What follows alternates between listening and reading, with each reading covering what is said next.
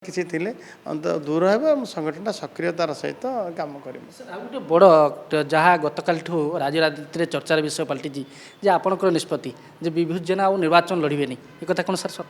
ନାଇଁ ମୁଁ ନିର୍ବାଚନ ଲଢ଼ିବାର ଇଚ୍ଛା ନାହିଁ। ମୁଁ କହିସାରିଛି ମାନେ ଦେଖନ୍ତୁ ଗୋଟେ 60 ବର୍ଷ ମୋତେ ଆର ବର୍ଷ ହେଇଯିବ ଏବଂ ମୋତେ ଆବଶ୍ୟକ ଅଛି ଯେ ବହୁତ କାମ କରିବାର ଅଛି। ଆମ ଦଳରେ 45 ବର୍ଷର ଗୋଟେ ଯୁବକକୁ ବଛାଯାଏ ରାଷ୍ଟ୍ରୀୟ ଅଧ୍ୟକ୍ଷ ଭାବେ।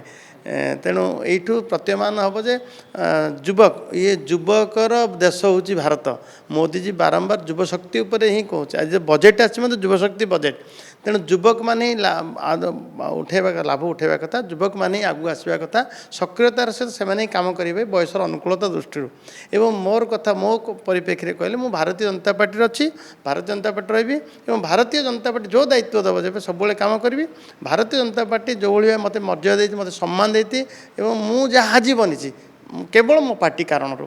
ତେଣୁ ମୁଁ ସବୁବେଳେ ସମାଜର ହିତ ଦୃଷ୍ଟିରୁ ମୋ ପାର୍ଟିର ମୁଁ ଦାୟିତ୍ୱ ନେଇଥିଲି ଏବଂ ମୋ ପାର୍ଟି ଟିକଟରେ ଠିଆ ହେଇଥିଲି ଏବଂ ଜିତିଲି ଏବଂ ଜିତିଲା ପରେ ମନ୍ତ୍ରୀ ହେଲି ଏବଂ ସବୁବେଳେ ଯେ ମୁଁ ହିଁ ଏ ଦାୟିତ୍ୱ ନିର୍ବାହ କରୁଛି, ମୁଁ ହିଁ ଏ ପୋଷ୍ଟ ରହିବି ମୋତେ କାହିଁ ଇଚ୍ଛା ଲାଗେନି ଏବଂ ମୁଁ ତାକୁ ସଂଗଠନ